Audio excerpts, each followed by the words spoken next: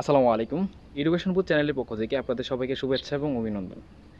আপনাদের কিছু তথ্য শেয়ার করার জন্য আজকের এই ভিডিওটি করা, সেটা হচ্ছে গ্রামীণ ব্যাংকের কেন্দ্র ব্যবস্থাপক পদে যে সকল প্রার্থীগণ আপনারা রয়েছেন, যারা চাকরি প্রত্যাশী কিংবা ভবিষ্যতে চাকরি করতে ইচ্ছুক, তাদেরকে তথ্যগুলো শেয়ার করার জন্য।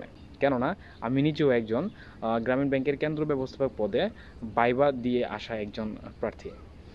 তো আশা করি আমি যে ব্যাপারটা শেয়ার করব, যে কথাগুলো শেয়ার করব, অন্যান্য যারা শীট বিক্রি করে থাকে তাদের কাছ থেকে ওই রকম ভিডিও আপনি পাবেন না। আর যদি পেয়েও থাকেন তাহলে ওই সকল ইউটিউবার, তাদেরকে অনেক অনেক ধন্যবাদ। তো প্রথমেই আমি যে জিনিসটা শেয়ার করতে চাই, কেন্দ্র ব্যবস্থাপক পদে আপনার চাকরির যোগ্যতা অর্জন করতে হলে পড়াশোনা কতটুকু করা লাগবে। অবশ্যই আপনাকে এসএসসি এবং এইচএসসিতে 3 পয়েন্টের উপরে পেতে হবে, তবেই আপনি গ্রামীণ ব্যাংকের কেন্দ্র ব্যবস্থাপক পদে আবেদন করতে পারবেন। এখন কথা হচ্ছে, গ্রামীণ ব্যাংকের পরীক্ষাটা কীরকম হয়ে থাকে, আবেদন করার পর আপনাকে ডাকবে কি না। হ্যাঁ, আবেদন করার পর অধিকাংশই বা 99% যত শিক্ষার্থী রয়েছে সবাইকে আসলে পরীক্ষা দেওয়ার জন্য ডাকে, লিখিত পরীক্ষা দেওয়ার জন্য। আর এই লিখিত পরীক্ষাটা 100 নম্বরের হয়ে থাকে। সুতরাং আপনারা যারা পরীক্ষা দেন, লিখিত পরীক্ষা 2টা পার্টে হয়। লিখিত পরীক্ষা 2টা পার্টে হয়। এই পার্টের মধ্যে একটা হচ্ছে এমসিকিউ এবং আরেকটা হচ্ছে রিটেন। রিটেনে হচ্ছে ইংলিশে আপনাকে কোনো একটা কিছু লিখতে দেবে, আর হচ্ছে একটা অ্যাপ্লিকেশন টাইপের কিছু একটা দেবে। আর এমসিকিউতে গ্রামীণ ব্যাংক সম্পর্কে 40% প্রশ্ন আসবে, আর 60% আসবে দেশে চলমান বর্তমান অবস্থা নিয়ে। আশা করি জিনিসটা ক্লিয়ার হয়েছে। এর পরবর্তীতে আসি, আসলে ভাইভাতে কারা কারা ডাক পাবেন লিখিত পরীক্ষার পরবর্তী সময়ে, কত নাম্বার পেলে আসলে আপনি ভাইভাতে ডাক পাবেন। আমি যতটুকু আজ করতে পেরেছি, আমি যতটুকু বুঝতে পেরেছি, সেটা হচ্ছে আপনি 40 থেকে 50% যদি মোট নাম্বার থেকে পান, তবেই আপনি গ্রামীণ ব্যাংকে ভাইবা দেওয়ার জন্য ডাক পাবেন। তো ভাইবা নিয়ে আসলে আলাদা একটা ভিডিও করা উচিত ছিল, তারপরেও আমি কিছু ধারণা দিয়ে রাখতেছি। আমি নিজেও ভাইবা দিয়ে আসছি, সেক্ষেত্রে আমাকে কি প্রশ্ন করা হয়েছিল। তো দেখুন, এখানে কিন্তু 3টা পার্ট করা হয়ে থাকে।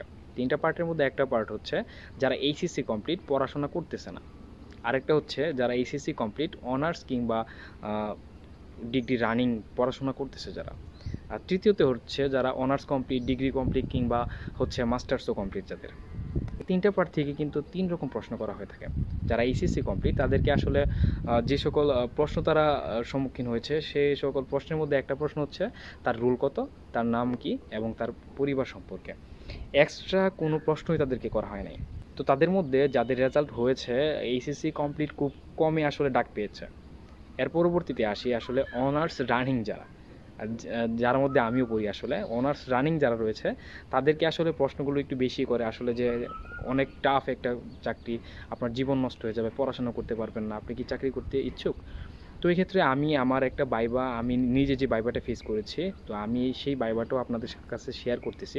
আশা করি ভিডিও শেষে সেই ভাইবার রেকর্ডটা আপনারা শুনে নেবেন, তাহলে বুঝতে পারবেন আসলে কীরকম প্রশ্নগুলো হয়ে থাকে। এখন আসি যারা মাস্টার্স অনার্স কমপ্লিট, তাদের কি আসলে তাদের চাকরি হওয়ার সম্ভাবনাটা একটু বেশি থাকে। আসলে যারা ডাক পেয়েছে তাদের মধ্যে কিন্তু অনেকেই অনার্স মাস্টার্স কমপ্লিট, তারাই কিন্তু আসলে কেন্দ্র ব্যবস্থাপক পদে ডাক পেয়েছে সবচেয়ে বেশি। তো এখন কথা হচ্ছে দাবভিত্তিক ডাকে কিনা, যারা বর্তমানে ভাইবা ফেস করে আসছেন, দাবভিত্তিক ডাকে কিনা তাদের কিন্তু এটা জানার খুব আগ্রহ।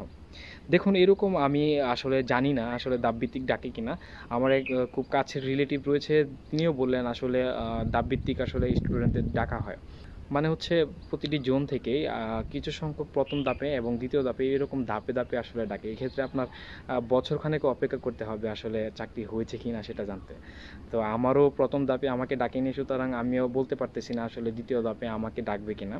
তো যাই হোক, আপনারা যদি কেন্দ্র ব্যবস্থাপক পদে আরও কোনো প্রশ্ন মিসিং থেকে থাকে, আপনারা যদি জানতে চান আসলে কেন্দ্র ব্যবস্থাপক পদে আরও কোনো প্রশ্নে, যেটা আমি আমার ভিডিওতে তুলে ধরিনি, আপনারা চাইলে কমেন্ট করতে পারেন। আমি সে সকল প্রশ্নের উত্তর নিয়ে আলাদা একটা ভিডিও করবো ইনশাআল্লাহ। দেখা হবে পরবর্তী কোনো ভিডিওতে। Till then, tata, bye by.